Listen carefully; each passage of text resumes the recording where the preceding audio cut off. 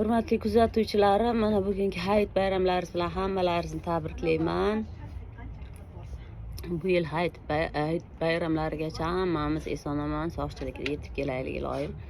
Mana bayramga biz ham Aladdinga mana o'tovga keldik, o'tovda o'tiribmiz.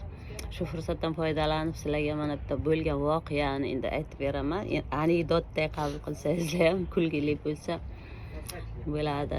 Bitta mana oldinlar bilasizlar, sovet zamon paytlarida maktab o'quvchilarini ham paxtaga olib chiqardi. Hammamizni yotib o'sha yerda paxta terardik. Shu bitta qishloqda bitta sinfdoshlarni ichida bir xil qilib ot qo'yadi-ku, mana qiz bolaga ham, o'g'il bolaga ham, masalan, Nazira, Sobira deb o'shanday bitta sinfdoshlarni ichida Karomat degan bor ekan. Bitta ham o'g'il bolalardan, ham qiz bolalardan Karomat degan bor ekan. Ham o'g'il bola, ham qiz bola Karomat. Keyin ularni paxta terishga qo'yib yuboribdi-da.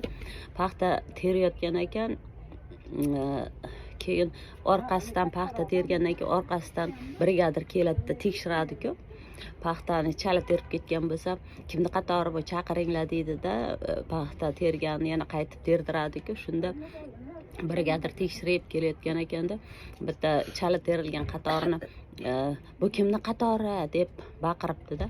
Shunda boyagi yigitlar, sinfdosh yigitlar kelibdi-da, Karamni qatori debdi.